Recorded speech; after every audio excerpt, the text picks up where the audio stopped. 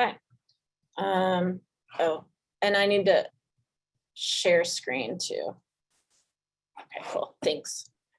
All right, so calling this meeting of the Academic Senate at Santa Barbara City College officially to order. The time is now 3:05 p.m. Today is Wednesday, April 27th.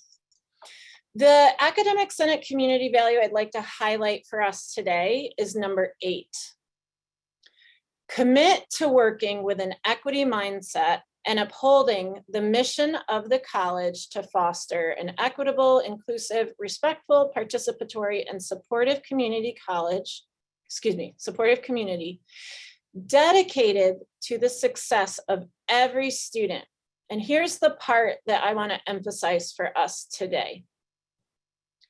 As senators, we should center equity in all matters brought before us and question who may benefit from our decisions and actions and who may be harmed. So please keep that in mind. Who benefits from our decisions and who is harmed by our decisions. Zoom meeting guidelines, other than at public comment, only senators and members of the Senate or invited guests are permitted to contribute to the discussion. At any time throughout the meeting, if you are a guest and want to give public comment, or if you are a senator or participating in the discussion, please raise your virtual hand in your Zoom controls. Approval of the agenda. We will be going through the agenda as posted and distributed with no items taken out of order, which brings us now to item 3.1, public comment. Is there anyone that would like to provide public comment at this time? If yes, please virtual hand indicating that you would like to do so.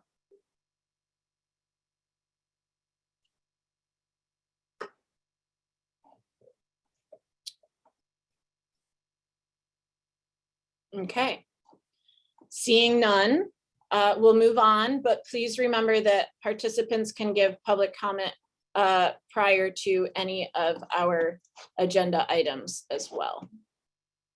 All right, President's report. So I actually have attached my President's report from last week, and for some reason it's blank, so I'll need to update that. I think I hit save before it properly uploaded. So that is the written report from last week anyways that I gave as an oral report. A couple of things that I just want to mention to you all in an oral report. Doesn't need to be as formal as being written down. I very happily gave my last Sbcc board Senate President's report last week. Feels really nice to have that checked off of my to-do list. Basically, I just highlighted for the board the last 2 years of our work together. And I tried to showcase many of the individual players that contributed significantly to that different work. This was also, of course, the board meeting where a lot of faculty spoke in support and request of the negotiations that was happening between the FA, Faculty Association, and the district. And so we all know, hopefully by now, the results of that, which is that the FA and the district came to some agreement of pay increase and some step additions, and also 2% bonus, thinking about it that way, for the last year. So more from the FA on that, not necessarily Senate business. Melanie Eckford-Prosser, incoming Senate President, and I just had a brief meeting talking about different ways forward. She, I, and Robbie are still meeting with that Jeffrey Dyer person that you all have met previously, the person that was assigned to us from the ASCCC to help us with some of our governance issues and planning. So we will meet with Jeffrey again next week and then the following week, and Jeffrey is going to have some final recommendations for the Senate. Other than that, I'm trying to finalize everything before I exit my Senate presidency. Couple of things that will be coming back before I'm done are the Ntcc administrative policy update. So that will be coming up on the agenda. And then also I'll be giving kind of a Senate presentation on our committee structure. Feels though that was something that I couldn't impress upon the Senate or the faculty body to change. And so kind of just leaving it with the Senate of here is my recommendations as I exit this role. And so we'll have that. Spoke with Senate steering earlier today. And so other than those items, we're going to work through what is on the agenda for the next few meetings. We have this meeting scheduled next week and the week after. Should we finalize some of these ideas, we can, end our meetings early and or not have those remaining meetings. And Melanie and the new senators can pick up this work either in the summer or the next fall. So I'm just saying we don't have to meet just for the sake of meeting. So that is some of the things on my mind as we have very few meetings left. And unless there's any clarifying questions for me at this time, we'll move on to 5.2 Senate liaison reports. Senate liaison. Do any of you have any oral reports that you would like to provide at this time?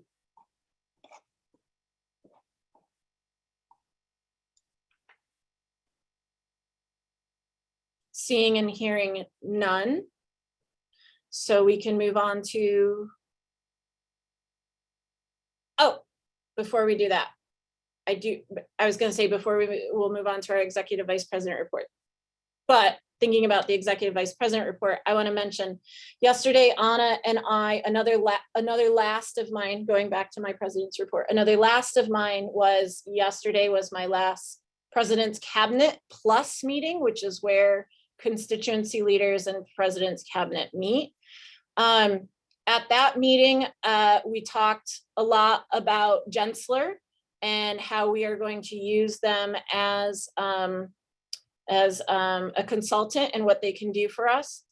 I brought up at that meeting that we worked on in 2019 quite extensively as a college. We worked on a document called Strategic Directions. And so it was my recommendation to President's Cabinet that instead of asking the college to re-engage in conversations around 5-year planning again, rather to go back and use that document as a starting point. The other thing I left President's Cabinet with, and I'm going to share it here, work of the Senate previously around conversations of information sharing resulted in the Senate presenting to CPC the request for an agenda item for better communication. And this background information arose out of faculty's frustration around HERF funding, asking specific questions to administration not getting back to faculty, and there not being a lot of a vehicle for information sharing. Last week, there was a department chairs meeting, and it was very clear to me that the department chairs are in need of more clear, consistent communication. So another item that we discussed briefly yesterday at President's Cabinet, and that I feel as though didn't go anywhere, even when the Senate brought it to CPC previously, is we need to figure out clear, consistent communication on campus. I don't know what that looks like.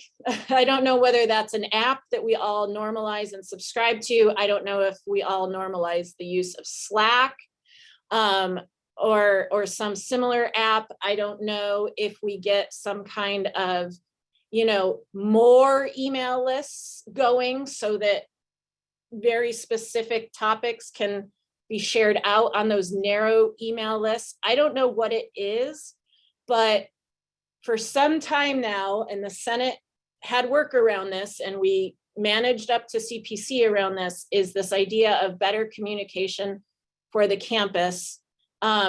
How do people find things out? In this remote world, we've learned very quickly that,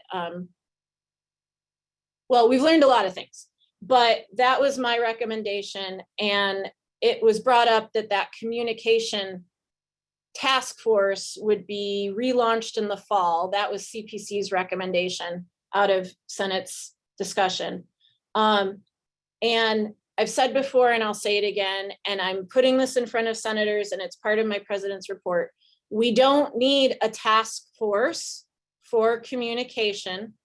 We need somebody to figure this out and then just do it. And then we all just need to like get on board with whatever it is. So for instance, if we're moving to Slack, great. Somebody buy us a campus subscription. And then for in-service in the fall, train all the people on how to use Slack. And if we're not doing that, then what are we doing? Because people are in constant need for information, and those ideas of power hoarding can continue because so few people know all the things, and then everybody else feels like they don't know anything. So my recommendation was figure this out, Ana Garcia said, and figure it out soon, because our students are not being supported as best they could. So I'll just leave that with the Senate. That's not something that we can pick up in the next few weeks, but that is something that our college definitely needs to figure out.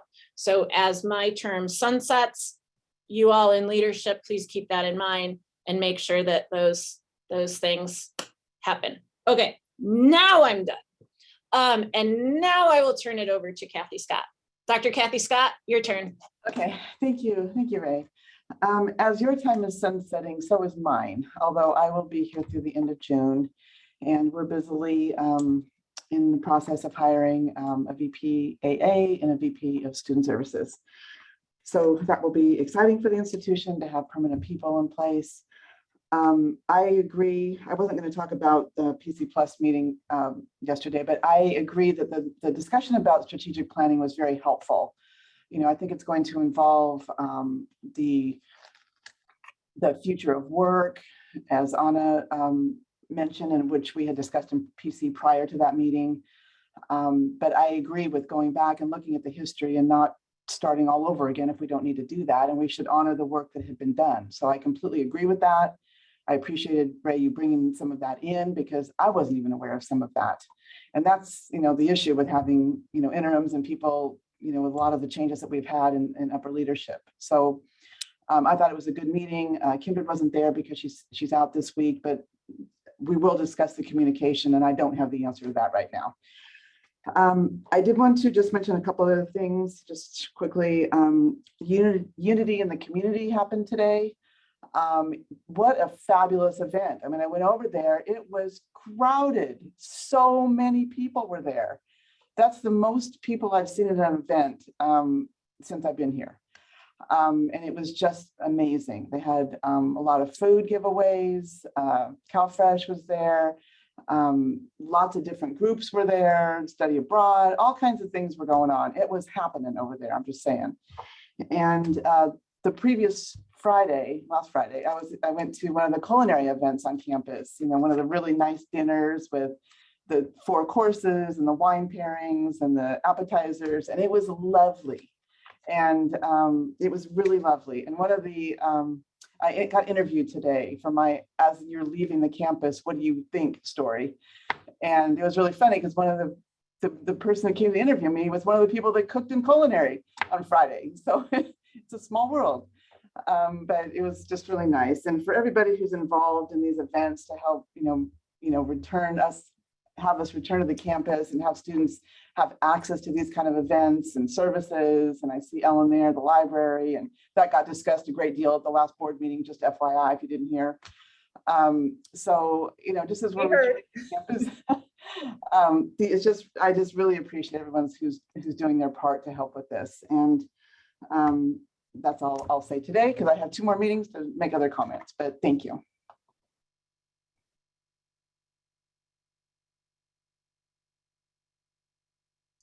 Cool, thanks. And there was no request to agendize items to the Senate at this time. So moving on to our consent agenda. So remember, the way we handle our consent agenda is that we either accept and approve it as a whole with no discussion. Should there be discussion on any of the items, we would remove the item so that it can go to the end of the agenda for more discussion. So of note on our consent agenda, we have CAC's recommendation for chair. Both congratulations and condolences to Tara Carter, as she has been recommended by CAC to be in that chair role. And so that recommendation for that position is on our consent agenda. Also on our consent agenda are ITC's committee program review rankings. We previously saw PNRs. Today there are ITCs. And then should we approve and accept these as part of our consent agenda, they will be forwarded and put on CPC's agenda for next week for exception. Exception, it's not a word, accepting. And then item 6.4, it gives me great pleasure to have this item on here. Under my leadership, under my time here at the Senate did a work on creating a standalone procedure for emeritus status. Previously, emeritus status was only for faculty, and it was basically a 2-sentence procedure at the bottom of our AP for employees as faculty. So it was often overlooked and not well, and the process wasn't well defined, and it was a very administrative in nature, meaning the faculty senate didn't really have or didn't have any say in it. So last year in January, the Senate accepted and revised a standalone AP called Emeritus Status, and with the recommendation that staff and administrators also be put up for Emeritus honor. And so that AP has not made its way through BPAP yet. So it hasn't been codified, it hasn't accepted, it isn't put into process. But honoring the work of the Senate previously, and thinking about a recent retirees and things like that, and still in line with our current outline procedures, in front of you is a memo from me that basically says that in line with our previous procedure, we have 3 faculty members that are endorsing the emeritus status recommendation of Patricia Stark, a former faculty, academic senate faculty president. She's here with us today. Thanks for stopping by, Patricia. So this recommendation is being endorsed by Joy Kuntz, Curtis Bieber, and Katie Laris. There's a little history in this document about Patricia. And so it's here for the Senate's consideration under this consent agenda. And then coinciding with our current established procedure, should the academic senate accept this recommendation, I will forward this to our executive vice president to let her know that this recommendation has been made. She will give it to the superintendent president and then ultimately to the board of trustees. Reminding you that the Senate's recommendation and what will hopefully someday be codified is for faculty emeritus status to be somewhat of a more automated process, and it will happen at the Senate and then go straight to the board of trustees and not include all of those administrative steps. So that's here. About Patricia, like I said, is here. A quick blurb, a quick bio, although I know many of you are familiar with Patricia and her work on campus, as well as her work here at the Senate. And so if you're not familiar, please take a second to look over this memo. And with that, I'll say I'd love to either entertain a motion to approve the consent agenda, or should anyone want to remove any of the items on the consent agenda for further discussion and consideration, we can also do that at this time. So senators, what say you? I'll make a motion to approve the consent agenda. This is Kathy. Okay, thank you, Kathy. I'll second. Thank you, Ellen. So we have a motion on the table to accept the consent agenda as posted. And because we're in these remote settings, we're going to do a roll call vote. So again, you may vote yes or yay, no or nay. You also may abstain. And just to give you all a heads up, Ruth Morales provided her proxy vote to Tara Carter prior to the meeting via email. So Tara will be voting on Ruth's behalf as we do our voting today. Benjamin Reyes. Yes. Counselor Jen. Yes. Ellen. Yes. Jenny. Yes. Joy Coons. Yes. Dee Dee.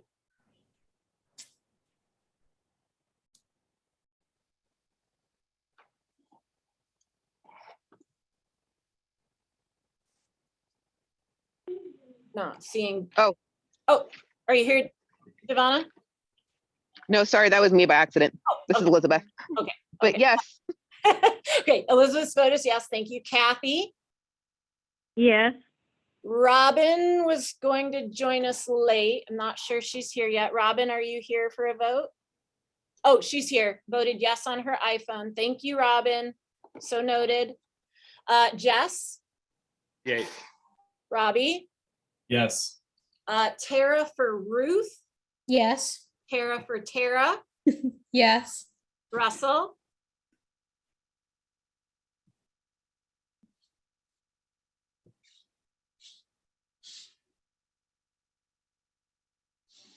Oh, he's got to wait on Russell. Okay. Trisha Yes. and Anna. Yes. Okay, so with I'm a that, yes. there we go. See, Sorry. every time it gets a little longer every time. I just gotta keep waiting. We got you, Russell. Okay, thank you.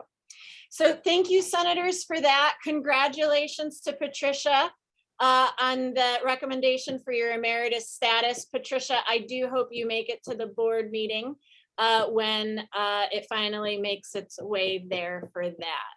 And yeah, and again, congratulations and condolences to Tara. Godspeed, Tara. Okay. All right. So continuing on in our agenda, information items. So at this point, as I understand it, each division has a senator and are going through the elections with the exception of the sciences and health and human services. There we go. Health and Human Services. I was going to say Human and Health Services. Does not have a senator at this time identified. However, after the nomination period closed, somebody said that they might be interested. And so as that shakes itself out, a special election can take place to put that person in as senator should they want. Okay. Ray, can I add to that? Since I was going to cover this in Ruth's absence. Oh, okay. The deadline for voting on those ballots has been extended by the election committee. It is Friday, April 29th, 4 p.m. And so senators, especially in the English, ESD, School Modern Languages, ESL, and Technologies divisions should remind their chairs that the vote deadline is Friday, April 29, 4 p.m. Cool. Thank you for that. Okay, information item 7.2. Okay. Jenny, okay, so let me say this differently. Let me at least set it up. So information item 7.2 was literally the thing I forgot to add. And by the way, we're finalizing the interviews with the administrative assistant for the Senate. So as I am leaving my role, that person will come on and help support Melanie in her role in the Senate. So that's really exciting, and hopefully these things won't happen. But yes, I forgot to add Bronwyn Moore's sabbatical leave report to the agenda for Senate's consideration. At this point, this matter has been resolved. However, Bronwyn Moore, as somebody who submitted a sabbatical leave report to the Sabbatical Leave and Faculty Recognition Committee, was being asked for multiple revisions of the sabbatical leave report. And it was requested to have the Senate have a larger conversation around this, and Senate steering recommended for the item to be agendized. Now, since then, this matter has resolved itself. The Sabbatical Leave and Faculty Recognition Committee has accepted the sabbatical report, and so it will be on the Senate agenda next weekend as a consent item and be formalized in that way. However, there may be some remaining discussion points, and so Jenny Baxton, who is liaison to this committee, can share them with the Senate now for consideration and discussion. So Jenny, I'll kick it over to you. Yeah, I had brought this to steering since I'm on there as liaison, and I had watched this process unfold for a couple of months, and I started getting concerned about the process and the fact that Bronwyn Moore's report might not get approved and therefore would escalate to the Senate president. So I wanted this to be on our radar, and then we put it on, and like Ray said, they did vote yesterday to approve the report. So my comments are a little more reflection based, I guess, on the process. And what I want to say first is I'm really glad that the committee approved the report. I felt Bronwyn did some really significant work that is really in line with and even ahead of where our campus is with culturally responsive pedagogy. So she's math faculty, just so you all know, and I can highlight her work. She's math faculty. For her sabbatical, she wanted to create culturally responsive lessons for statistics students, especially in the post-AB 705 context. That culturally responsive pedagogy is really important. She actually ended up, I would say, over-delivering on her product, because what she's created is a culturally responsive course for statistics. And she did so in collaboration with a really well-renowned math nonprofit group. And what that allowed was for basically open educational resources to be produced for our students. So now they will also have the materials for free. So, you know, as I sat there listening to the report, looking it over, I thought this was incredible work. And I wanted the Senate, first of all, to know the amazing work she's done, because it's really useful for our campus and our students. The reason I really brought this forward is because during the process, Bronwyn was asked to revise her report 4 times. And with each meeting, my heart and stomach just kind of sank a little bit more at the onerous amount of work I felt she was being asked to do for a sabbatical report. You know, if this were like a skimpy report that was like 10 pages and didn't have an actual outcome that would benefit the college, then I could see that as being warranted. But Bronwyn's report, I think, is 80 pages long. And having to revise that 4 times after having to do a sabbatical during a pandemic and then having to do that much revision in such a crazy semester. I know for me, this has been my most intense semester ever, going from synchronous to in-person teaching. And I was pretty surprised that she was being asked to do that level of revision. And so I felt very sympathetic for her as a colleague. And I also worried that that work it went from a point of being helpful and supportive to being almost unproductive and nearly impossible. I thought some of the revisions requested and the feedback was at times convoluted, contradictory, confusing. And so I can only imagine that for a faculty member having to do that much work in this crazy semester with that feedback was probably really overwhelming. And so that was a major reason that I brought it to steering as well. I think there are a couple other things that I would say about it, but I'll kind of pause and just see, if there are any reactions or thoughts. I want to be mindful of how much I'm talking. Well, I have a reaction, and of course, I'm a little bit more familiar with what was happening for a variety of reasons, but my reaction to share with the Senate is the following. This is the deep work that this campus has to do. And part of the reason, I know I haven't spoken about this overtly and publicly and things like that, but part of the reason why I decided to not fulfill my second term after thinking I would as Senate president and just fulfilling this first term and stepping back entirely is there is a lot of toxicity on this campus, and something I've noticed of late is that toxicity, for those of you that have been at Sbcc, that toxicity is being blamed on faculty leadership. And for those of you that went to the shared governance meeting, it was pretty much named there that faculty leadership is the problem.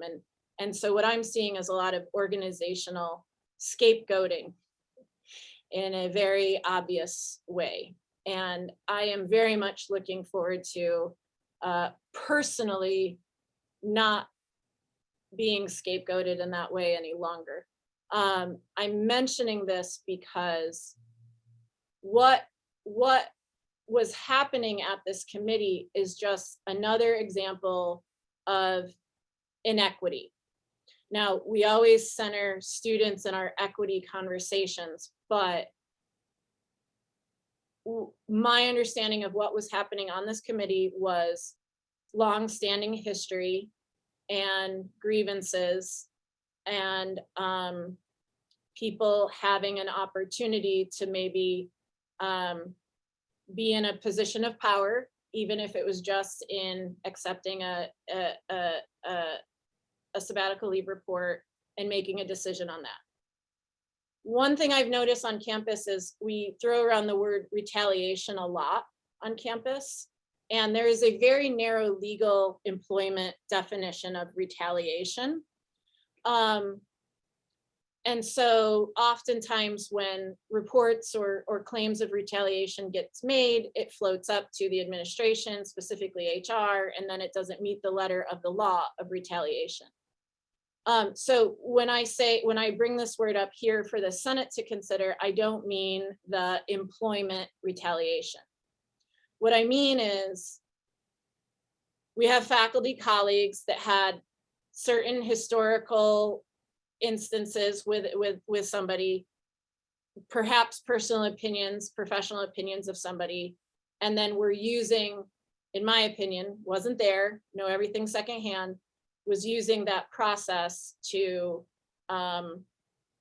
prevent the accepting of a sabbatical leave report, which, by the way, is not just academic in nature, that has large ramifications for a person who took sabbatical leave. So I've seen this play out several times. I've seen procedure and policy be lodged against people. I've experienced this myself. And so I am soon exiting, literally 16 more days. And so I am going to be very removed from these tables and conversations. And I hope that a lot of you still have the stamina and willpower to engage in these. And what I'm trying to offer to you as a Senate is, here is a barrier that our structure has created. We had a faculty colleague who did this amazing work, got a lot of support externally, and then came back to our campus to share out that work and got a lot of grief for that work.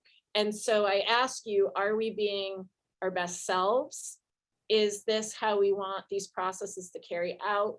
Where in this does the Senate have ownership in this, and how can we improve this? How can we improve this moving forward? So I also want to hear your reactions to some of the things that Jenny shared and some of the things I'm sharing, because we're at a really difficult place as a campus, and it just seems like we've had the same conversations for years. And here's a prime example of, quote, the people who have been on campus for a while yielding the power that they have to steer a situation in a way that could have a profound effect on one of us. Someone? Anyone? Robbie? I'm not exactly sure how to respond, because I can't imagine what resistance somebody like Bronwyn after work like that would get. And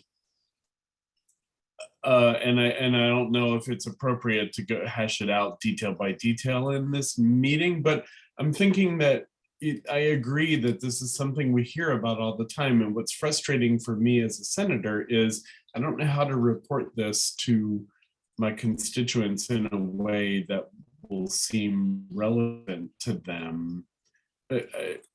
And I fear that maybe other senators are thinking the same thing and will just not report it and think, oh, that sucks, and then just not report it. And then the faculty doesn't know what's going on and we can't work to fix it. And I guess I'm expressing frustration for not knowing what to do about it. Well, I don't mean to be solution oriented, but it being that this is a faculty, I mean, there's a lot of answers to your question, Robbie, but one of the most obvious ones to me is, as a Senate subcommittee, it has divisional representation. So who is your division senator? What part may they have played to this? And I know we talk a lot about call in versus call out culture on this campus. And I know people are deeply embedded in the, we are a call out campus, but to do your best to call in either that colleague or other colleagues. And maybe it's not this committee and this instance that you want to call people in. But I hear a lot of this from our committee structure and subcommittees and things happening at committees. And wow, this person said this and it was really uncomfortable because nobody addressed it. And so, you know, and then if you do address it, now you're calling out. And I get all of that, but I think part of our conversation as a faculty senate and as a faculty body needs to be, okay, we are clearly at a crossroads here, folks. Like, the queen of call out is exhausted and taking her ball and going home. So are we going to retreat and have everybody be nice and collegial and smile and say really mean and awful things to each other but we're smiling and it's in a nice tone, or are we going to engage in the hard work? So practicality, Robbie, like this is a Senate subcommittee that has division representation. But also I would encourage everybody to continue having these conversations at the division and department level. Because there's stuff that happens literally every day that is pretty shocking, I think.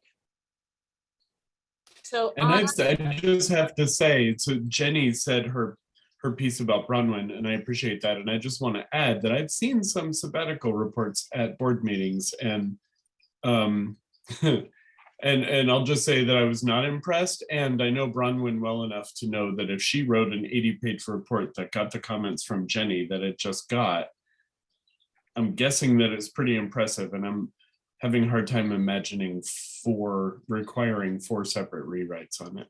but you know Bronwyn, so you can go there. And what I'm trying to speak to is in the part of the inequity is that previous people may have gotten through with less than stellar things. And you made that observation, and you know Bronwyn and you know her work and you know this, so you can speak to that. But what if this was somebody that you didn't know? Right. And this was Yeah, I happening to understand. them, and you didn't have that knowledge of the quality of their work. How would, like, it would just happen and nobody would know, right? So how would we deal with that? How would we deal with that as a faculty body? And is this what we want out of our sabbatical leave process? Sabbatical leave should be a time for academic pursuit, professional growth, sharing back to the campus, and to have it turn into this, I think is just, is really, I don't know, indicative of some of the bigger conversations we've been failing at for years. So Anna, and then Jenny, and then anybody else that wants to share, and then we should move on from this. Yeah, so there's a couple of things that are coming up for me. First, I think I want to address the calling in versus calling out piece, because I do think that's something that needs to be settled at some point. And I guess I want to name my experience with that people are often being called in, and that is not being met with behavior changes, which then leads to having to approach things in a different way. So I just want to say that this needs to be a reciprocal thing, and you don't get to just be called in over and over and over while you keep behaving in the same way. So if you don't want to be called out, then we need to work together to modify behavior so that we are showing up in less harmful ways. And I think that needs to come along with people caring about people just as people. I don't feel like people's humanity is being held. And I think there's a lot of things that are said that dehumanize people. And whatever your goal is turned harmful if that is turning into you dehumanizing somebody. So I'm gonna put that out there. Second, this conversation reminds me of the discussions that we've been having around committees and committee structure. I think one of the biggest issues is when people have only been on one committee and they are the knowledge keepers of all of the things that happen in that committee. It makes it really difficult to shift practices if the person who's leading those committees isn't interested. I'm not familiar with most of these committees as a part-timer, so I'm just saying what I have seen in spaces where the membership doesn't change very much. There's not a whole lot of pushback or learning that happens if it's kind of staying the same, right? So I think really looking at next year's tasks in Senate, I think it would be wise for us to reevaluate the way that our committees are structured, what our membership process looks like. I am a fan of getting people to move around to share their gifts and talents in other spaces, because that helps keep things moving. So I'm hoping that that will be something that we can take up as a Senate next year. And then I also wanted to say that I heard what you named around retaliation and, you know, the legal definition of what that looks like in terms of, you know, accountability and things like that. But we all know what it looks like when it doesn't rise to that level, but we are experiencing it. And I think part of that is also that we need to name the harms that have happened on this campus that have been ignored, and then figure out a way to heal from that. And I want to be clear that I don't think heal means like repair, everybody's going to be best friends and it's all going to, you know, work out perfectly well. Sometimes things are not going to be resolved, but at least acknowledging that some harm has happened, I think can lead to some progressive shifts in terms of helping us continue to work together. Again, holding each other's humanity and dignity as a critical piece of the way that we engage with each other. And then finally, Robbie, in terms of what you were asking about how to report this back to your constituents, one way that I do that, especially with complicated discussions like this, is to link directly to the YouTube section of this video and say, give a little primer on the context, and then give people the direct link to watch this specific discussion. And I've gotten a lot of feedback that that's really helpful. It gets people to be able to look through the report out and watch the things that are relevant to them. So I highly encourage everybody to share out the recordings. That's why they're here.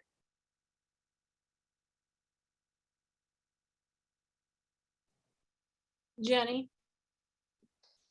So yes, yes, yes. And my head during all of this was going to the bigger committee work that we're doing on our campus. You know, I went to one of the shared governance retreats, the A4A task force. And when we were asked, are our committee structures working in our breakout rooms?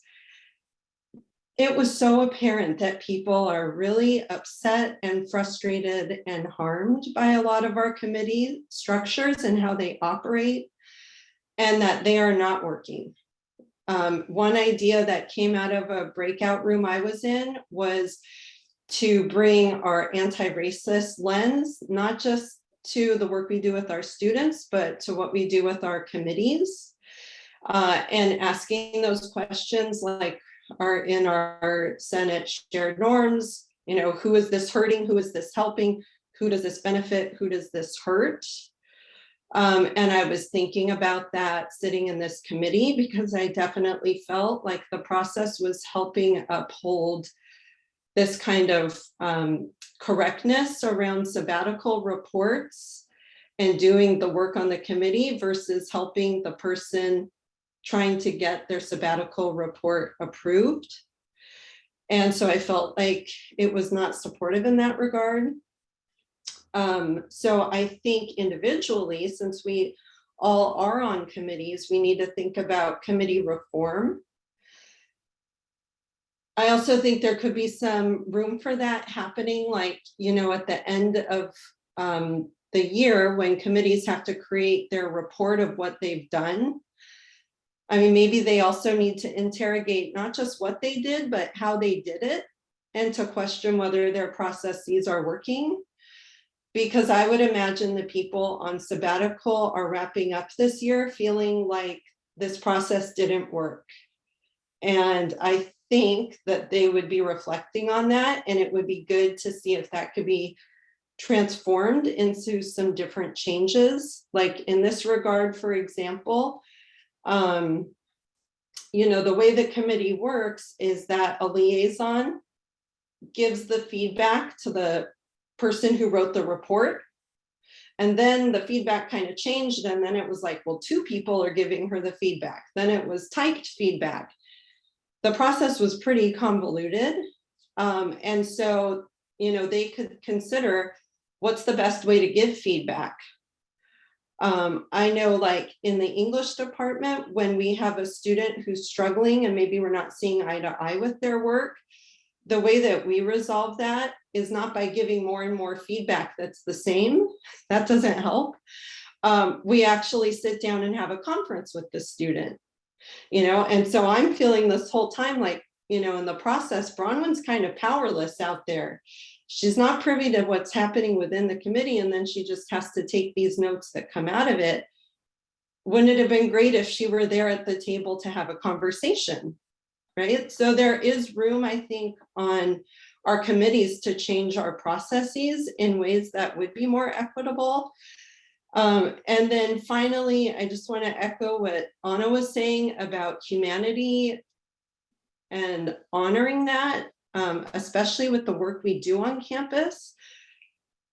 At the recent board meeting, I think everybody heard just how exhausted and undervalued we're feeling.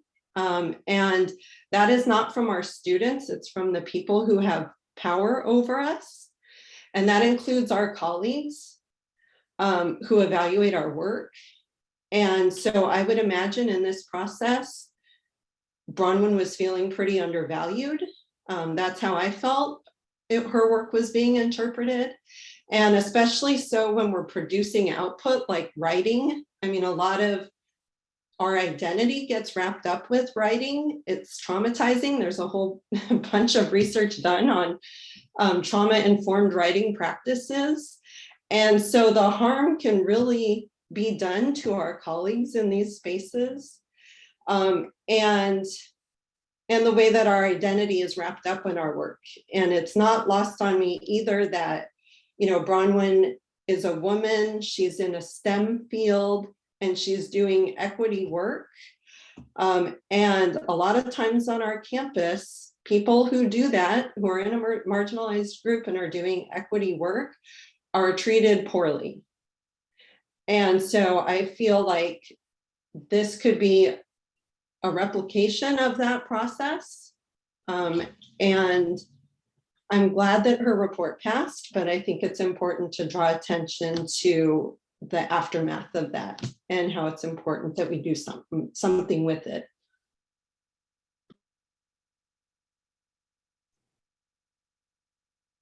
Thank you so much, Jenny. I know that this has been an uncomfortable situation for many. One point of clarity I want to make is that something that frustrated me throughout this entire process was that Bronwyn was excluded from the conversations at the committee. Now, whether or not that was intentional or otherwise, it's not clear to me, but all Senate subcommittees are Brown Act committees, and that includes this committee.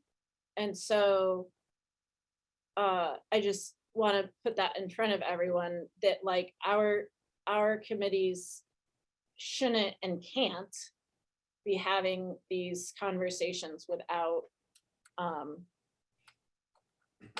like an open meeting setting.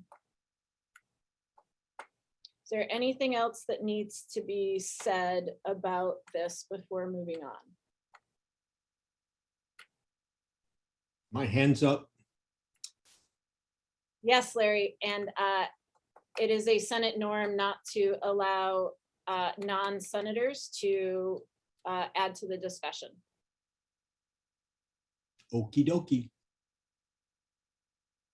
But it should be like a defensive thesis. And it's not. Thanks, though. Okay. All right. So with that, we shall move on, and acknowledging that this is a really difficult topic to move on from. And I know that that conversation is really hard. And I know that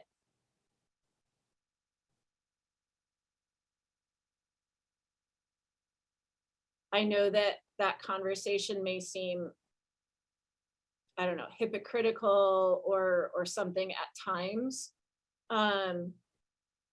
But something Anna said that really resonated with me, which is you call somebody in, You call somebody in, and there's not a behavioral change, and then you call them out, and then you're the jerk. That's been something I've been thinking a lot about lately, and Ellen's shaking her head because we've had a conversation around this recently, and I think that that's something that's really frustrating about this campus and our dynamics is, you're backed into a corner and then you punch someone and then, the rule is you're not supposed to hit, but supposed to turn the other cheek, but some unhealthy dynamics that the college has to really, really, really work on. Trisha, and then we should definitely move on.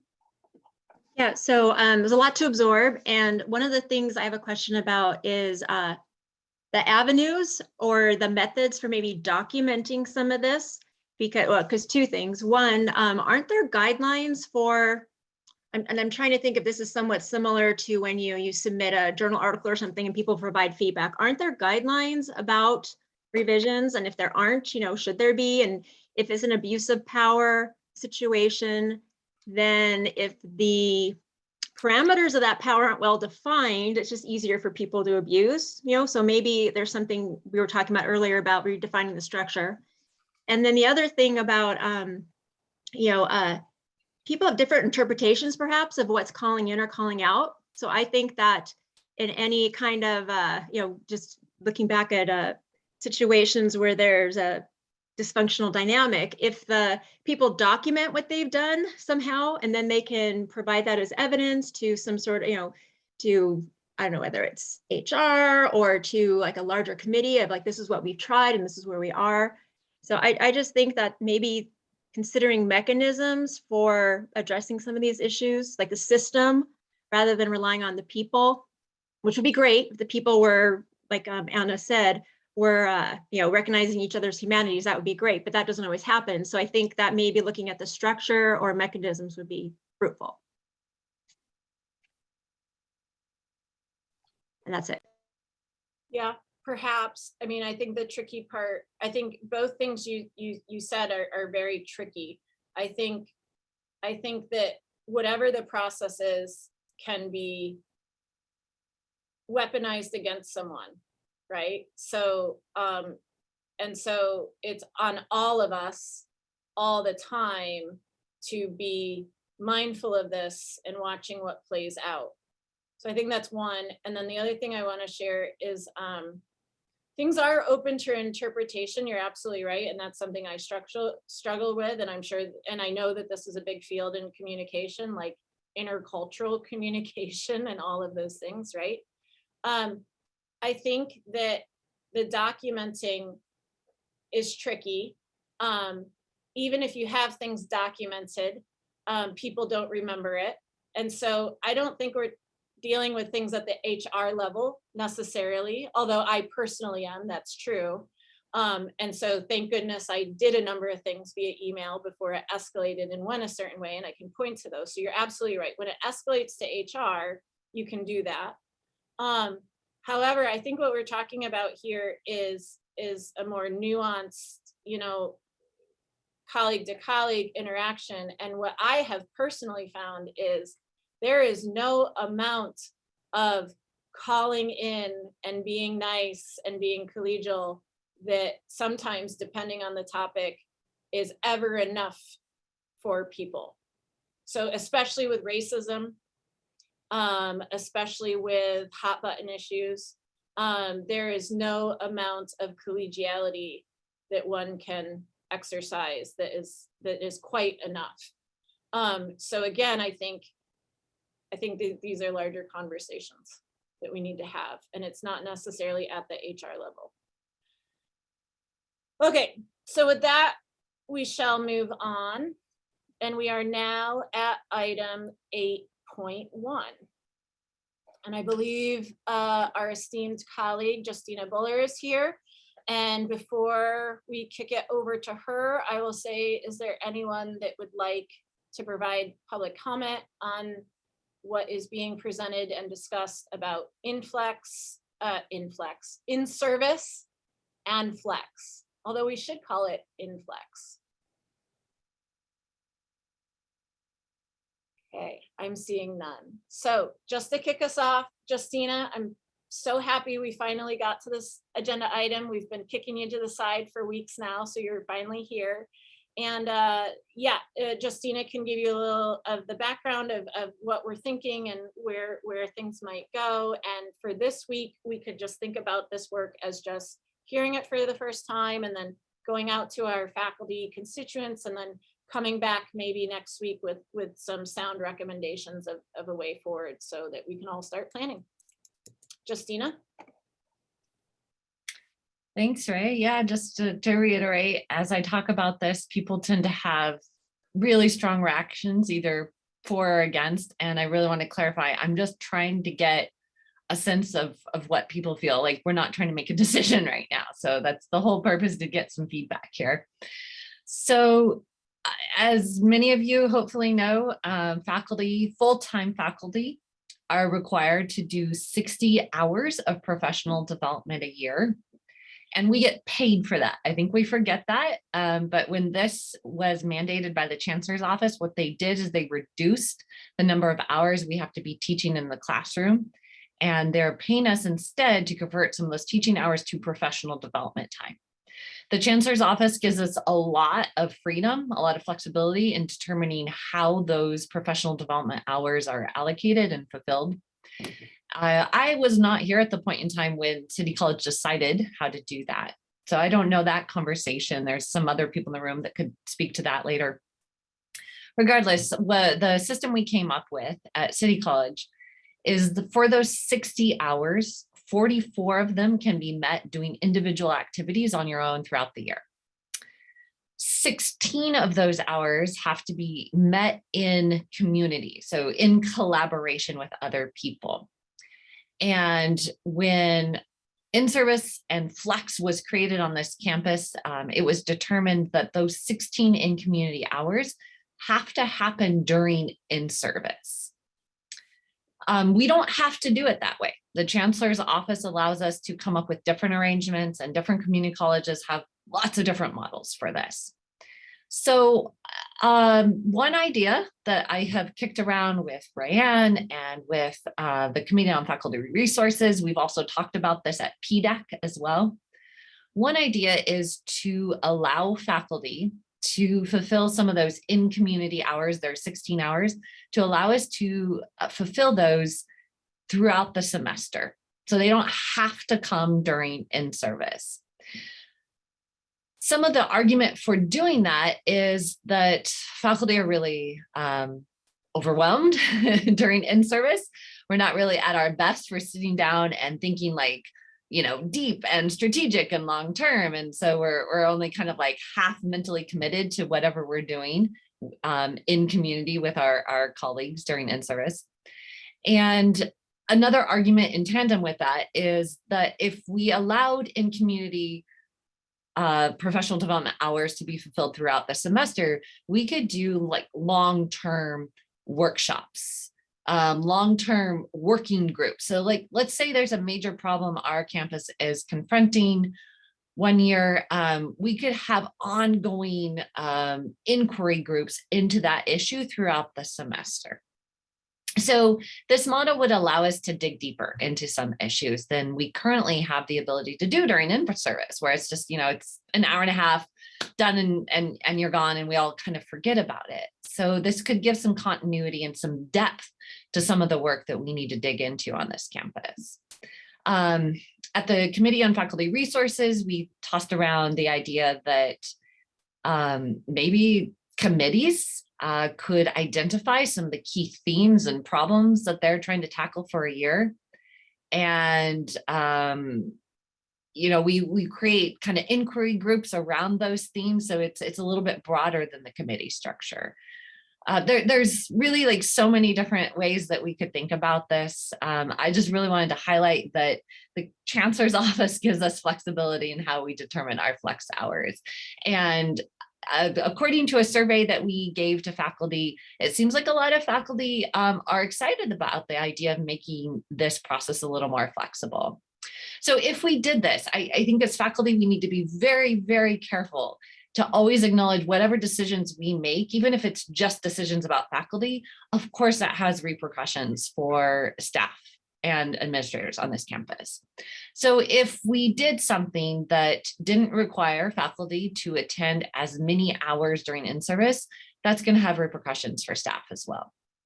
Some people have suggested that along with this, we encourage the administration to make in-service something that's much more about community building, that it's fun. It's about, you know, reigniting those relationships with each other. So maybe a little less of kind of, you know, the speeches from the podium during in-service, and maybe more of like a barbecue on West Campus lawn where we're going around and really like being in community with each other.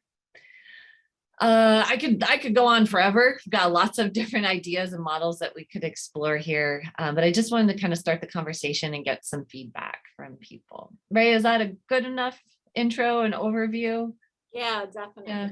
Okay. Yeah, I think you did a great job. Yeah, some of the points Justina and I talked about, she mentioned definitely this idea is these 2 days of very intensive meeting time right when we're all scrambling to make photocopies and get ready for the semester. And then also the professional development that is supposed to happen at in-service. You know, I mean, by then our norms are established for our classes for the semester. So how are we incorporating that? And one idea, by the way, for this community time to be spent is, and really this came from Joy after the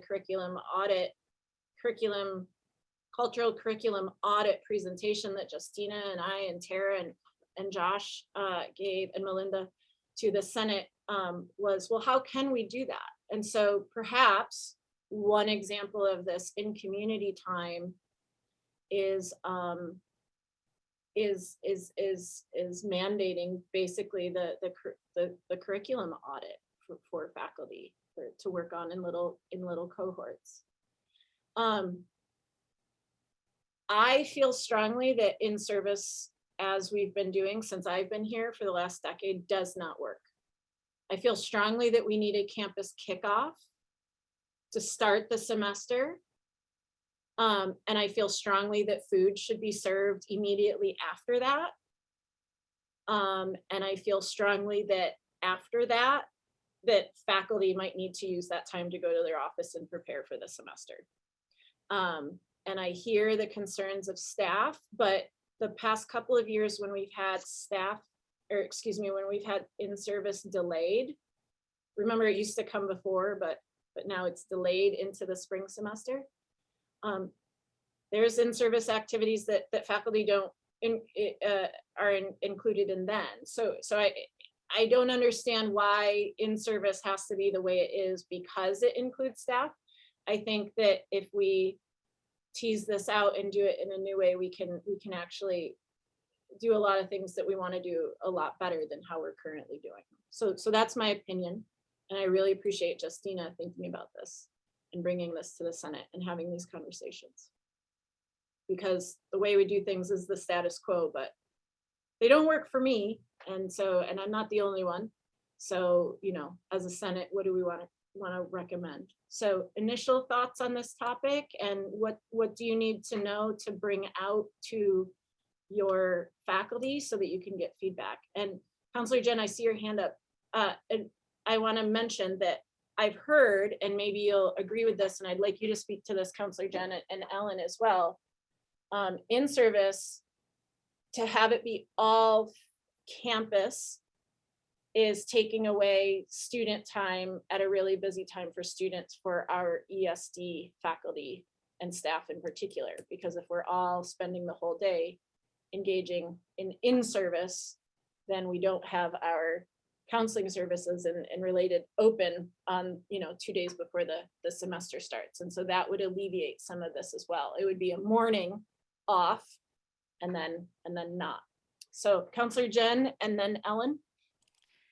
Thanks, Ray. I just wanted to touch base on what you just mentioned was regarding staff, but as far as counseling, academic counseling, that is our incredibly busy time with students in student services. So, and you made reference to that now, and I appreciate that. Thank you. But it was just,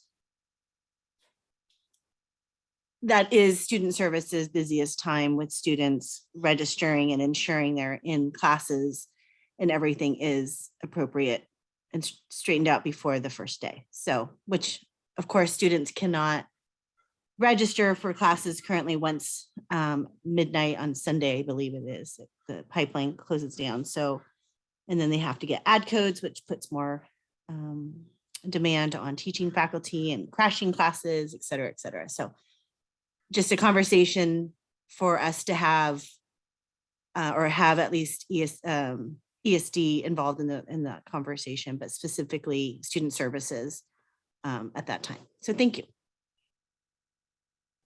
Ellen? Yeah, a couple things.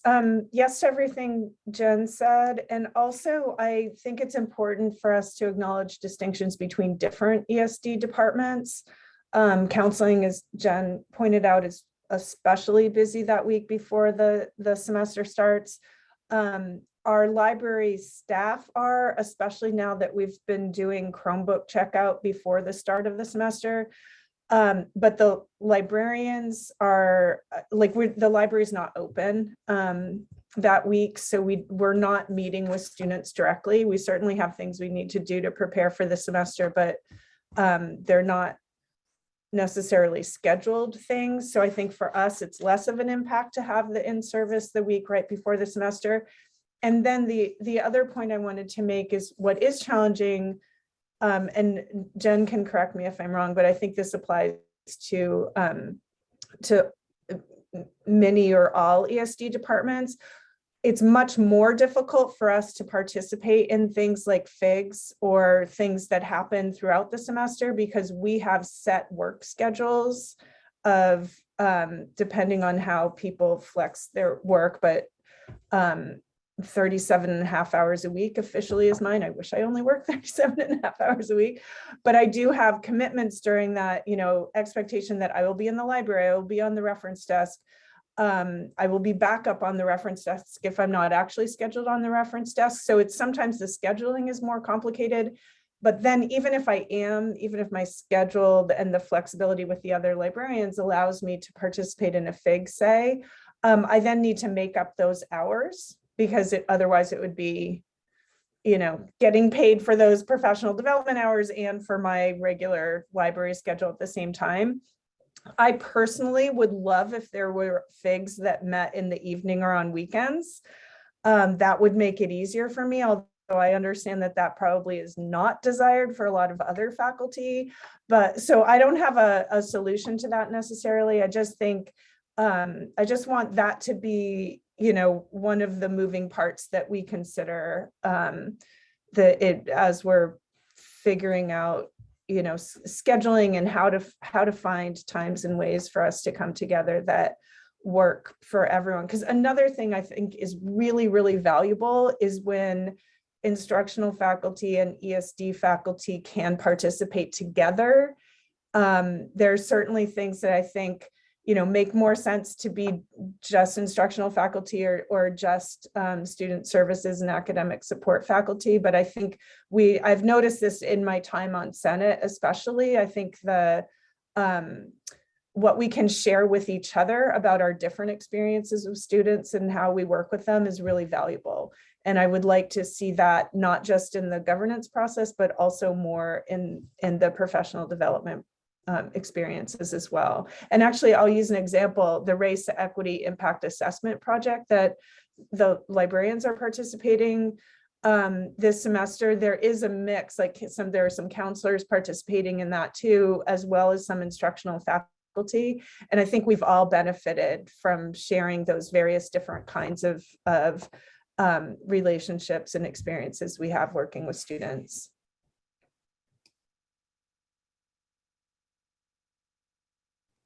Anna?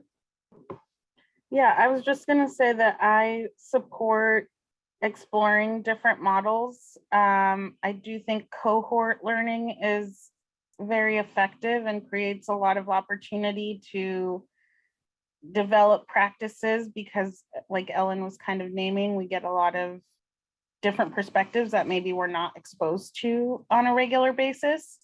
And I think the biggest challenge with that would be the prep that would need to happen ahead of time for many of the reasons that Ellen named about staff and or faculty that need to have regular work schedules that, you know, may not be as flexible. So if the schedule could be presented ahead of time so people could accommodate, you know, rather than being like, it's fall, we're here, your schedule's done, and this is what we're offering. So it would just require a lot more planning, but I think it's doable. So I appreciate that we are looking at options.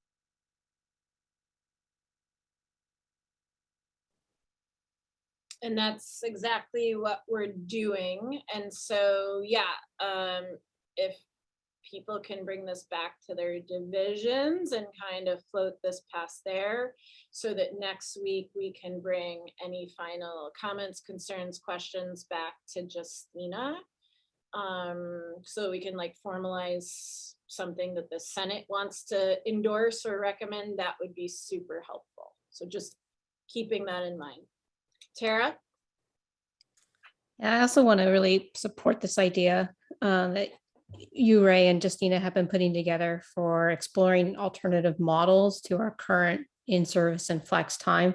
And I want to do so for a few reasons. One is I've sat on PDAC for a number of years now, and it's not uncommon for us to have a hard time actually getting folks to submit workshop proposals because of the timing, because it's a really busy time of the semester for both staff and for faculty. So I know I've been in a position before, I'm like, well, I would love to lead that workshop, but if I have to add one more thing to my to-do list, you know, I couldn't manage it. So I think spreading it out over the course of the academic year would really allow us to create meaningful workshops where there can be that kind of cultivation and fostering of relationships between staff and faculty, which we don't have a lot of opportunity to do currently. I also think too that some of that community building that, at least in the last couple of years, we've been lacking are just fun activities for faculty and staff to come together, to get to know one another, to hear about all the exciting things that are happening in their respective areas.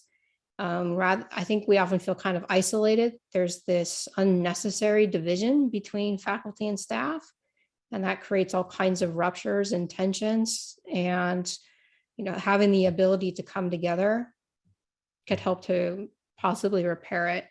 And then lastly, I'll just say, I know as a faculty instructor, having the opportunity to build on a skill that I've learned in one workshop and then like try it out in my class and then come back and report it to a cohort and get feedback, that's really incredibly just, it's worth more than gold. I mean, honestly, because again, we tend to kind of get lost in our own little headspace and bubbles, and we don't really know, maybe other folks are experiencing the same thing as they try it out.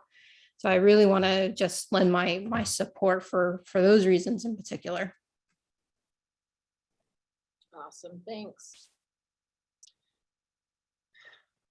Any last minute comments to make this week or questions, or can we table this conversation knowing that we'll come back next week for another more formal and maybe perhaps informed conversation? Margarita?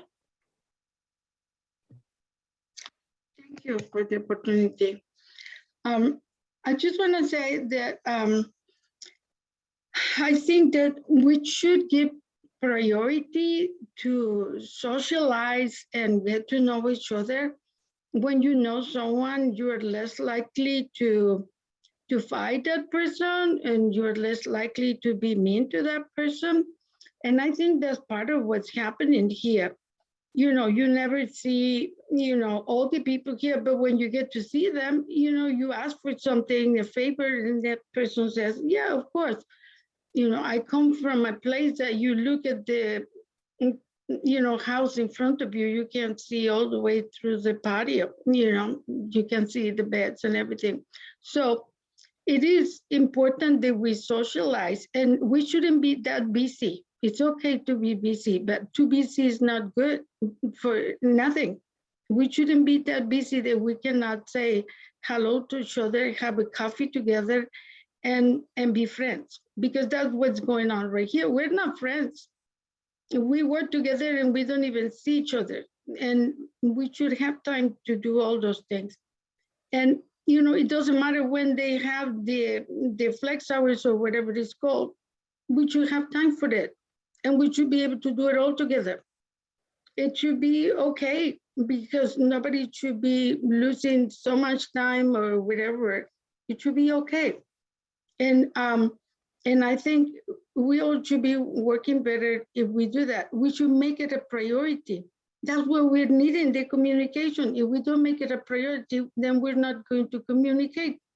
We need to be friends.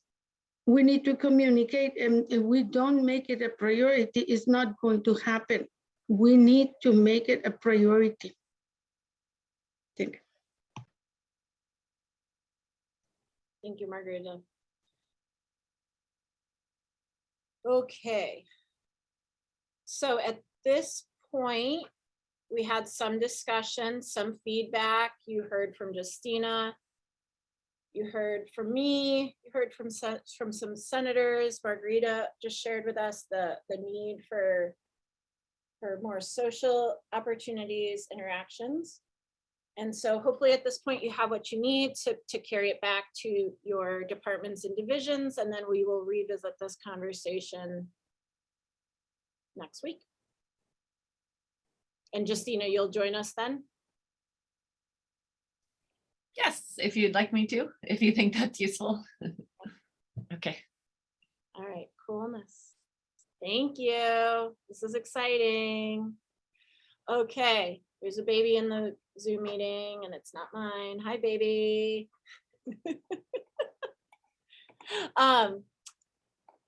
That brings us to item 8.2, correspondence education. So, right, previously, the Senate endorsed, recommended, accepted the move towards codifying correspondence education into our procedures and policies.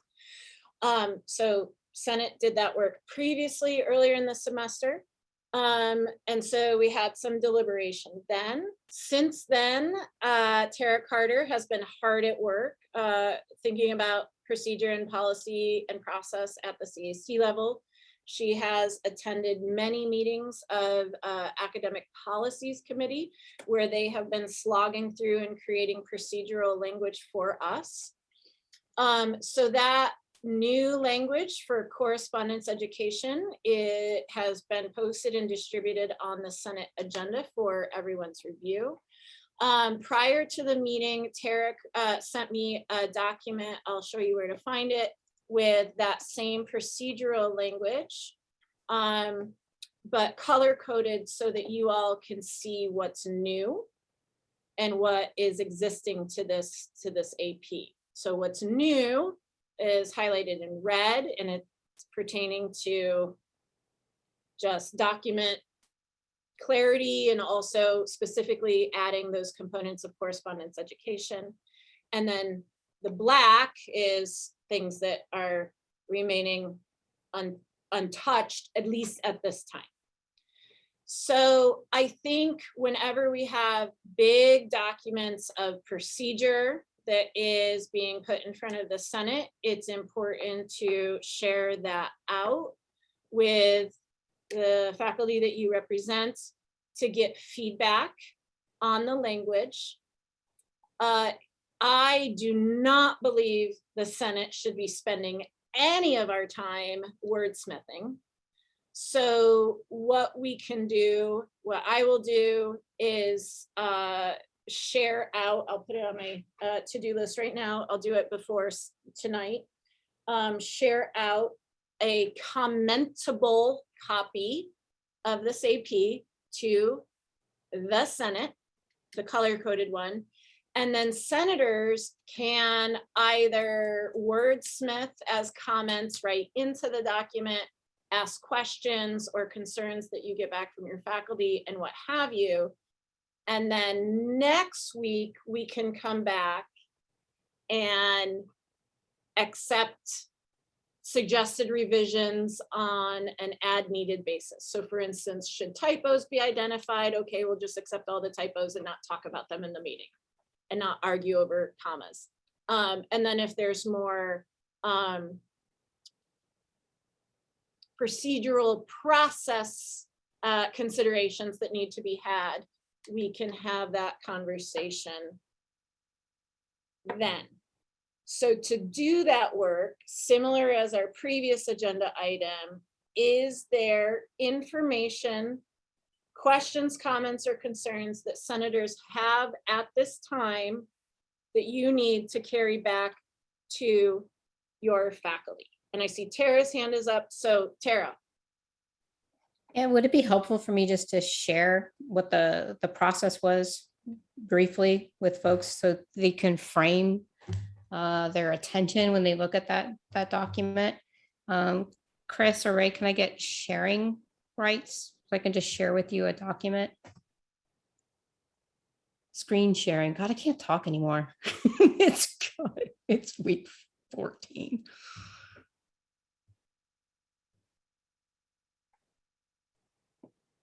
I'm working on it, Tara. Hold on. No worries. I don't want to put you in a waiting room. You might want to. I don't know.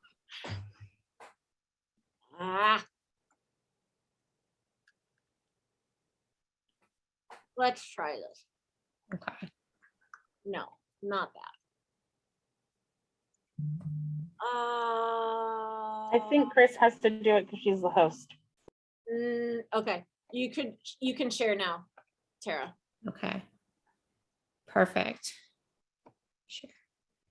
All right. So what I did is, we received a memo from the Chancellor's office guiding us with some specific language to add in to help revise our AP 4105 to include the correspondence modality. And so you can see all the references. Those are also still listed there. They had a couple of items, however, that they wanted us to add just for both distance ed and for correspondence. And so you see this in the red here. They wanted us to address how our campus authenticates a student's identity.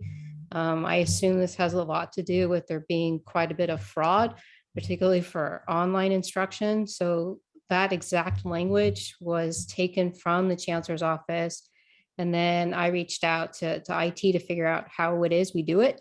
And that is there for you all. And then they wanted a statement, and they provided the language on faculty selection and workload, just to essentially say that the same criteria that we would use for an in-person course will be applied to both distance ed courses as well as correspondence ed. And then what I did is I took the existing AP 4105 and I captured all of the headings for distance ed and mirrored them for correspondence ed. So there are two main sections now to AP 4105. And those two main sections are correspondent to the modality. So one huge section for distance ed and one huge section for correspondence. And so each section follows the same headings. We define what it means. We define how we authenticate the course. And we also talk about how the course gets approved and, when applicable, also certified. We then go into how our curriculum committee looks at the standards for approval, the course quality determinations, instructor contact, and the duration for how long that approval lasts and when the course would need to be updated. But the Chancellor's office also wanted us to add in language on student support. So that's why I have it here in red for you. So that's been added. Then after we go through that evaluation process from our curriculum committee, there needs to be a section on how faculty get trained to teach online. And then for what I included here, training for correspondence. And that can include a formal set of training for a first-time instructor, as well as a mentorship program, and then an ongoing program too of like peer advisement. And so a lot of the language, again, does come from the chancellor's office. However, correspondence is very tricky because it isn't simply getting the skills that you would need to be able to teach in a correspondence modality, but a very big part of this is learning the policies and procedures of the county jail or a state prison. And they are very specific on what those are. They're very complicated. We have very little freedom to change any of that. So a lot of the training that you'll see there in this new document is specific to that. And then lastly, there's a section for each on course quality standards, accessibility, proctoring, and then any test proctoring fees. So again, each modality uses these same headings, and I have filled in the information that would be pertinent for correspondence ed. I hope that made sense. Yes, thank you, Tara. So just as a reminder to senators, especially because sometimes when things aren't,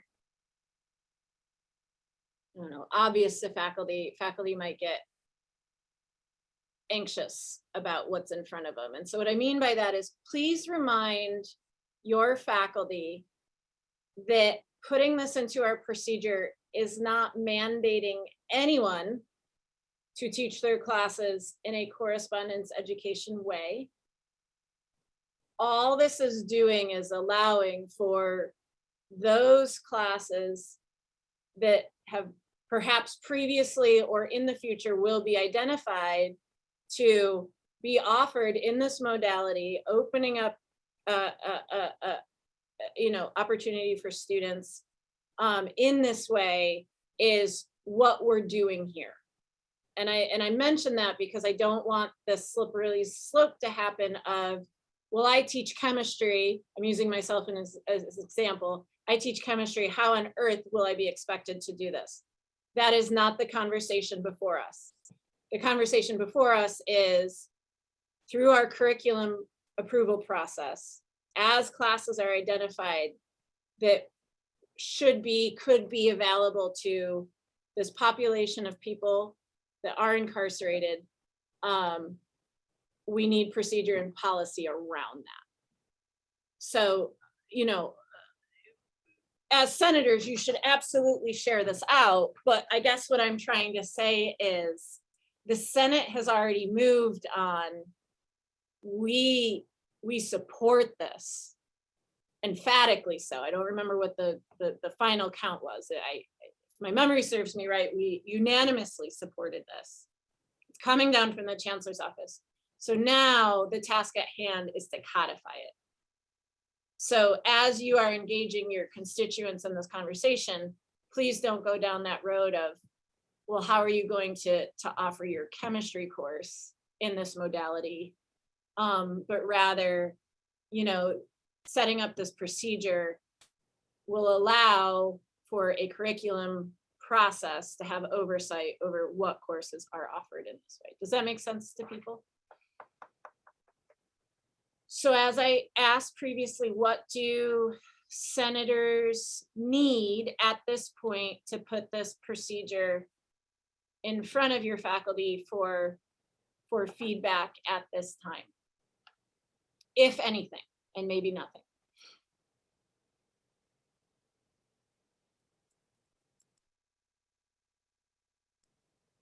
We're good in the sciences.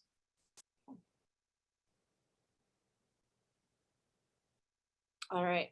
So at this time, I'm seeing no discussion that the Senate needs to have. The point person, should there be an emergent question around this, Tara, also myself, okay, might even route you myself to Tara. So Tara can be the point person to answer questions, and you all will all receive, as senators, a commentable copy of this for wordsmithing, revisions, edits, that kind of thing, so that next week we can maybe accept those, or perhaps, need another go around with faculty feedback, and then hopefully by the second week in May, accept those revisions and have something that we can put toward to BPAP. Sound good? Excellent work. Thank you, Tara. Thank you so much. Looking forward to this. Okay, where are we now? Item 8.3, resolution on class materials. At this time, is there anyone that would like to provide public comment on this item? If yes, please raise your virtual hand to do so.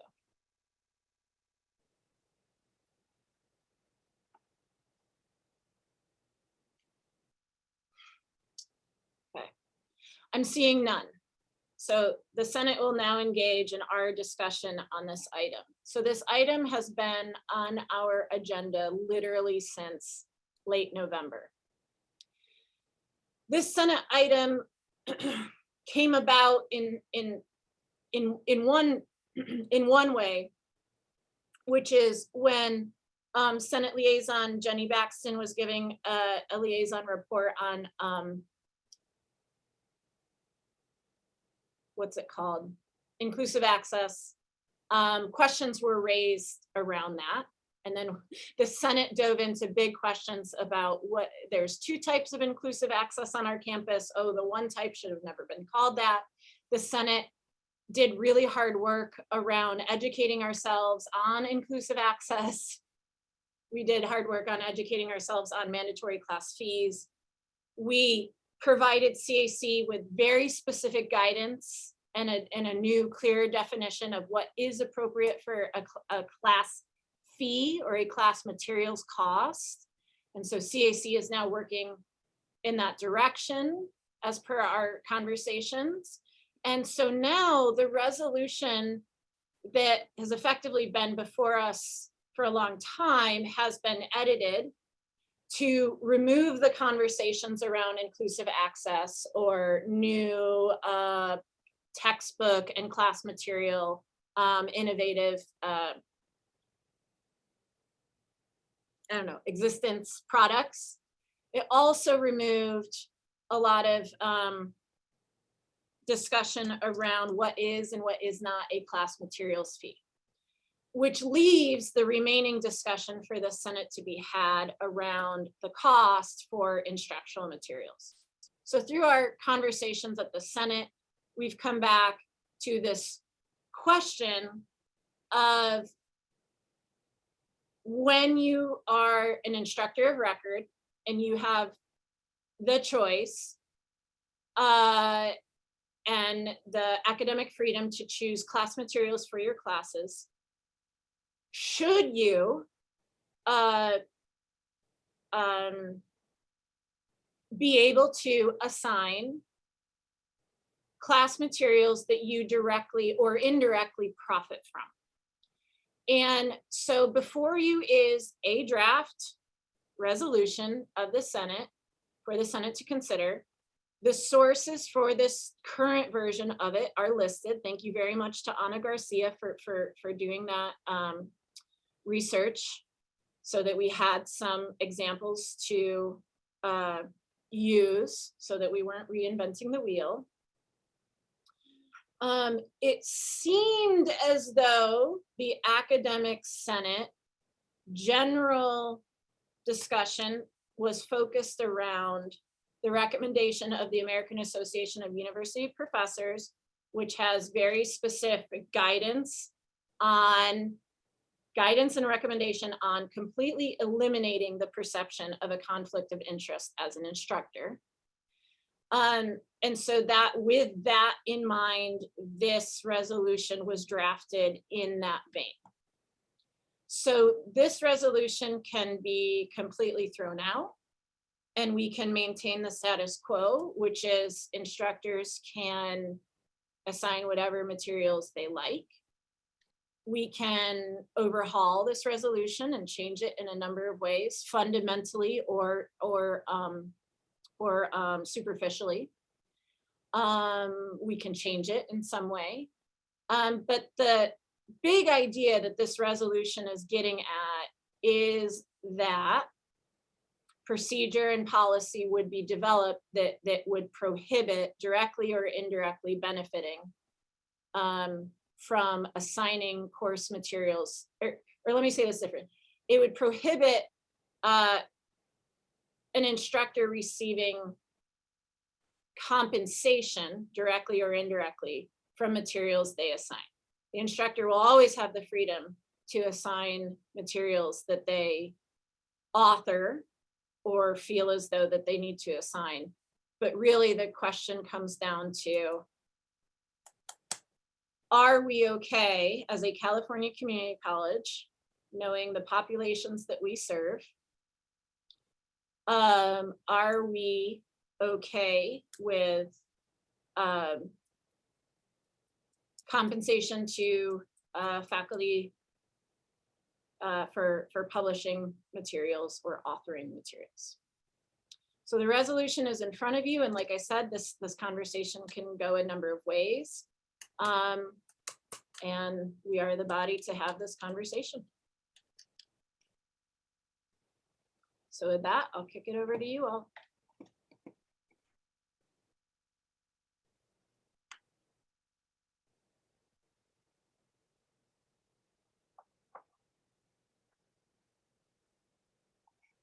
Robbie?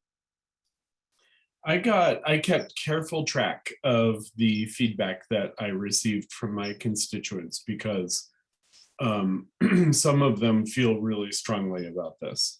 And I got about a 50-50 mix of people saying, no, instructors should not profit and you should go ahead with this resolution, and people saying that it's okay. And there were a lot of complexities in there that we don't have time to address right here. But what strikes me overall from the feedback I got is that the people who are in favor of instructors charging students for their own work never address the idea that they could create that same work and not charge for it. It is part of our job to create course materials, and where you draw the line between a course material like writing a 5-question quiz and writing a textbook, where you draw the line between there is really hard to say, and that difficulty is addressed by the AAUP. It's a nebulous and difficult thing, but it is our job to create course materials.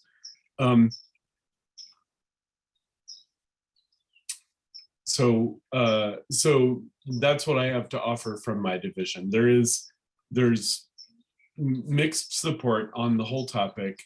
It is recognized that instructors are in a better position than perhaps anybody else in the world to create material that's unique to their course, and there is value to that.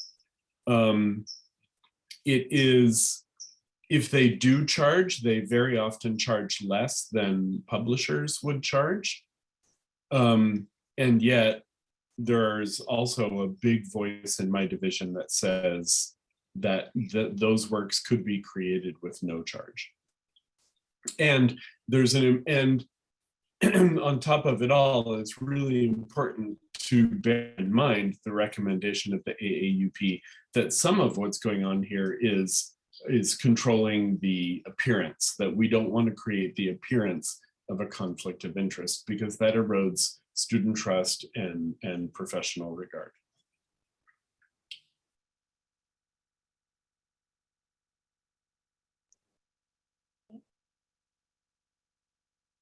Thank you, Robbie.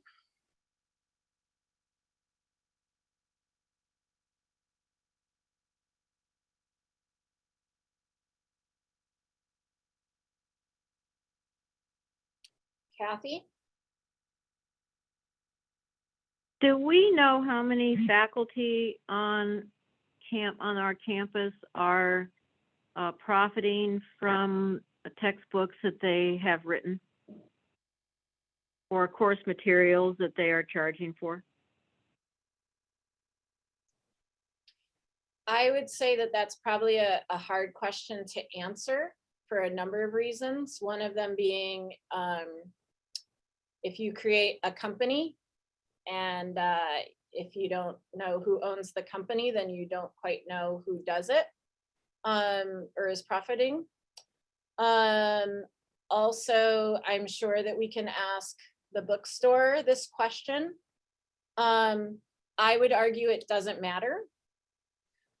In that, I think this conversation should be about principle and not about how many are doing it or not. I think that it should be about a core principle that SBCC is carrying out. And I think clearly my bias is coming through in the language that I'm using. But I think the crux of the matter is, are we going to allow this to continue and allow faculty to be compensated for their intellectual property in this way for a million reasons, or are we going to center students essentially? But I can certainly ask, you know, the bookstore how many faculty are self-publishing or self-authoring class materials. Well, I don't have an issue with the principle. I tend to agree. However, I think it's only fair to get the opinion of those faculty who might be having some financial gain from their materials. We might want to hear from them. I mean, I certainly have no intention of writing a book and doing this, so it's not an issue for me or anyone in my department, but I do think it would be fair to make sure we're hearing from the other side of this argument prior to us voting on something. We're definitely not voting on this today. And I would dare say we're not voting on this next week. So I think that that might be part of our job as senators, is to get that perspective, because it's definitely out there on our campus. So good point, Kathy. Ellen? When we've had discussions on this previously, I've been a really strong and sometimes hyperbolic advocate for having some kind of conflict of interest policy. I'll repeat myself. I think it's reprehensible for faculty to be making huge profits from our students by selling materials that they created that in many cases really do cross that line, in my opinion, between what is the course content that we create and are compensated for as part of our jobs, and what is something external to that. I still feel that way, so I am strongly in support of the Senate approving a resolution like this. A couple points, just in the context of the conversation we're having. I do agree with what you just said, Ray, about we should go and find the faculty in our divisions who might be making a profit and hear from them and bring that back here. I do think that's valuable. At the same time, I don't think it's our job as a Senate to offer a platform to people who might be profiting, you know, like to ask them to make a presentation at Senate or something like that. I think not all perspectives are always equally valid. And I'm struggling a bit with how to say this, but I really think it's more about the principle and not the particular opinion of someone who may be profiting. There are ample policies out there at other institutions. There's that statement that we've been quoting from the American Association of University Professors about avoiding anything that gives even the hint of a conflict of interest. And I think those things need to, the principles and the best practices that other colleges and universities have implemented need to carry the most weight in this decision, rather than the personal reasons or opinions of someone who is actually profiting in this way. Which is, you know, not to say that we shouldn't seek that out in our divisions, but I just, I don't think we need to see those. I think there's often a tendency when there are opinions on different sides of something to treat them as equal. And I don't think that, I think that would be a false balance in this situation. The other point I wanted to make is a little bit more specific. The resolution as written focuses on whether the particular faculty member who created the content is profiting off of it by assigning it in their own classes.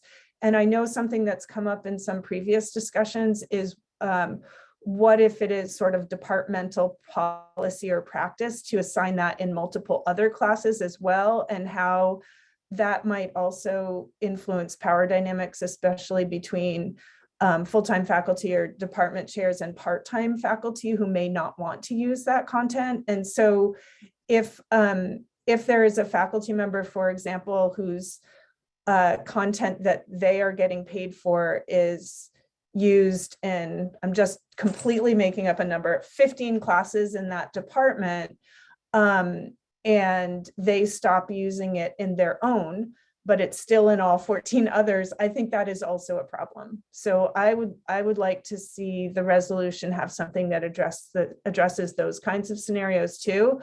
And I'm not sure what that would look like. I think the most sort of the furthest would be to say you can't make a profit on anything that is used in any class at Sbcc. I'm not sure we would want to go that far. Maybe you can't make a profit on anything that's used in your own department. But I think I would encourage us to take that step further from what is written here.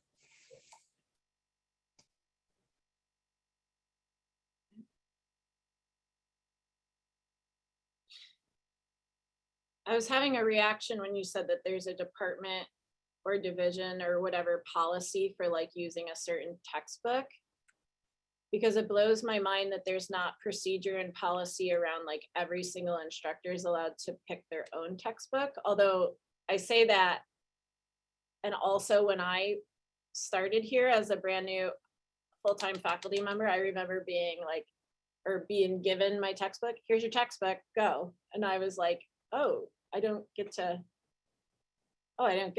pick my textbook out. But that is part of academic freedom as an instructor, and so I do find it odd that there would be these department policies around. Yeah, and I don't want to assume that there are policies. I think maybe it's a better word is practices.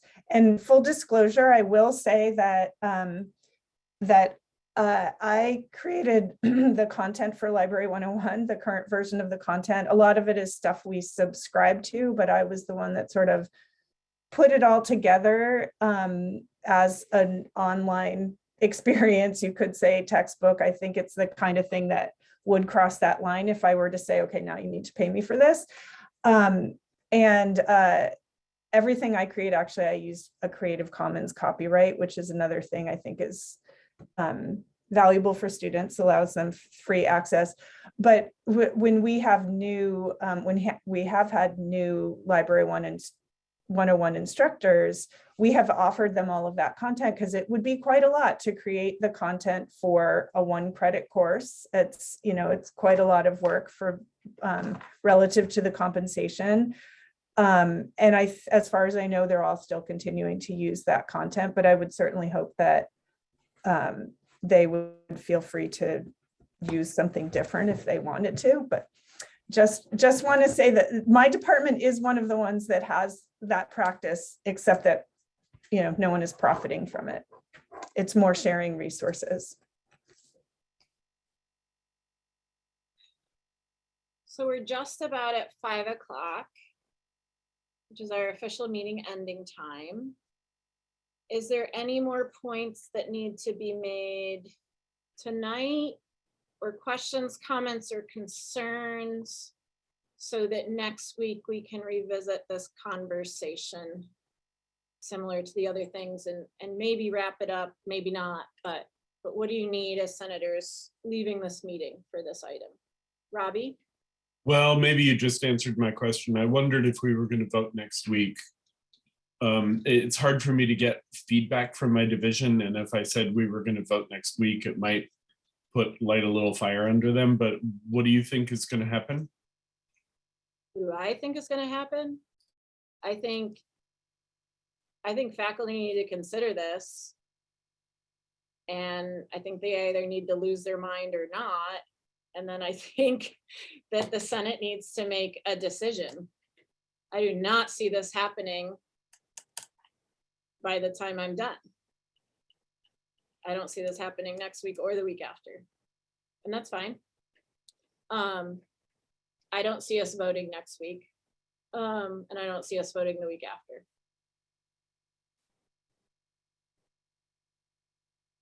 So I guess I gave you a non-answer, but here's the thing, I guess, you know, if faculty don't have anything to say on this, whether or not we're voting or not, like, faculty shouldn't be forced into opinion just because we're voting, right?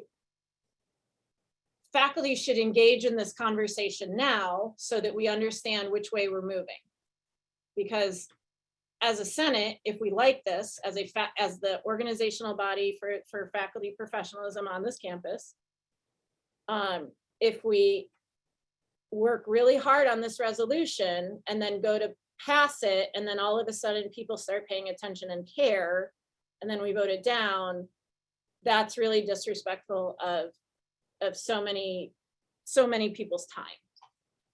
And I bring that up in light of what the Senate engaged in with our Constitution, right? So trying to get faculty to engage in this conversation early.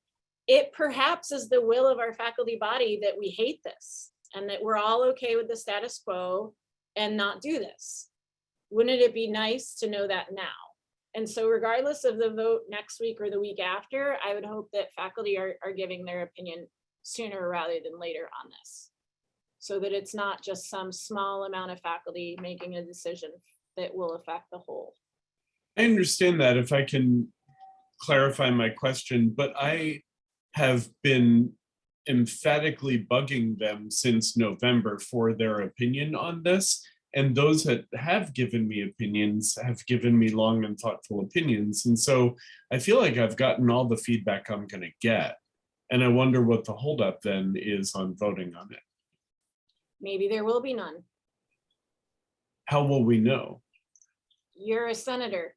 Make a motion next week to vote, and then it gets voted up or down. That's how.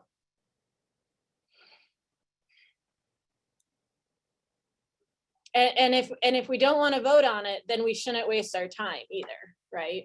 So should somebody have made that motion today if they wanted to vote on it?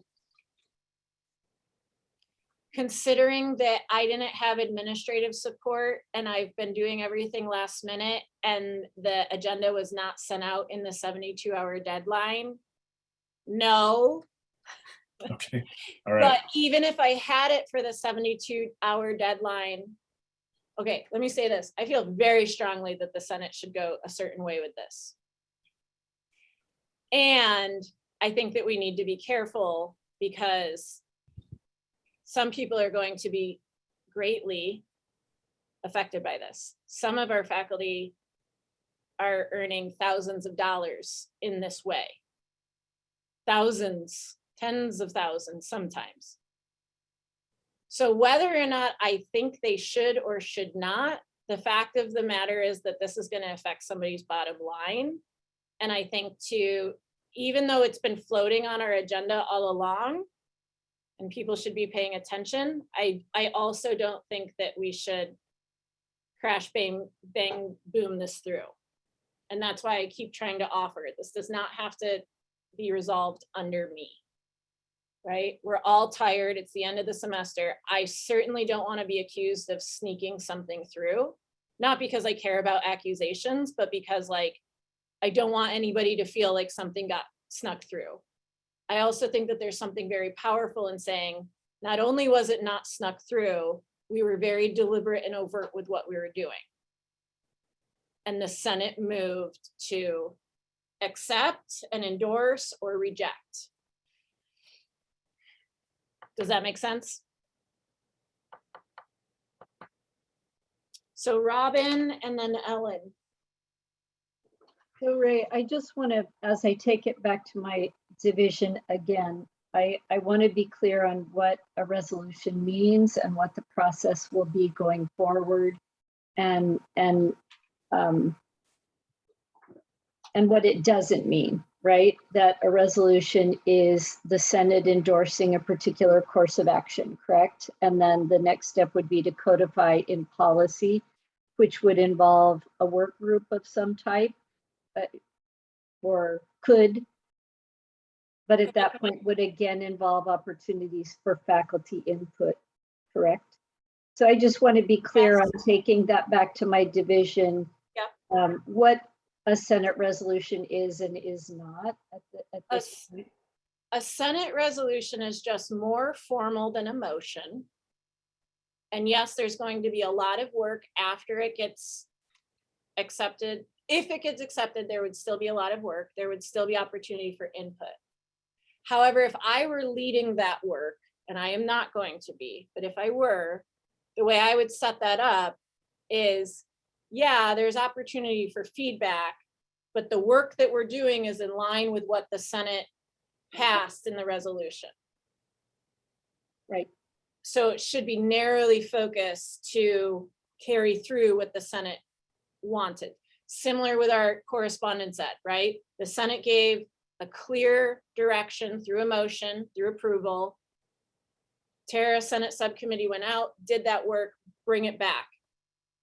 Now is not the time to say, we're not doing correspondence education, right? Right. So I do think that it's important to impress upon people that this resolution is the will of the Senate and will direct that future work. Exactly, that people should not, in other words, feel that because it's a resolution, it doesn't have weight, and it's more important to weigh in later, that this is the opportunity to weigh in. That's right. That's the wording that I needed to take to my division. Exactly. And so, right, the resolution itself is not procedure and policy, right? But it's going to direct the procedure and policy for sure, how it's written by the Senate and how it's accepted. And I'll mention again, I mean, not to beat a dead horse, but a lot of us were very upset at the amount of hours that the Constitution and Bylaw Revisions Committee did to have people not engage in that. So similarly, we have this resolution, it's going to direct the work of procedure and policy. And so then to have resistance at that stage after folks have invested in a process is going to be upsetting and not collegial. We throw that word around a lot. That is not collegial. So what I'm trying to engage the Senate in is, what are we doing? Let's decide now. What direction is this taking? And also maybe as part of what I take back would be that if they have public comment to make, next meeting would be a good time to do that. Yeah. Yeah. Assuming somebody's going to make a motion to accept, right? But yeah, I mean, sooner the better. It's important for the Senate to coalesce around a direction here. So far, we've just heard a lot of people saying that we want to prohibit this behavior. So if folks feel strongly the other way, now's the time for senators to hear. For sure. Thanks. Ellen, and then we should get out of here. Yeah, I'll just be brief. We have been talking about this for months, and I would like us to think positively about the possibility that we could wrap it up and actually make a decision one way or another on this motion by the end of the year.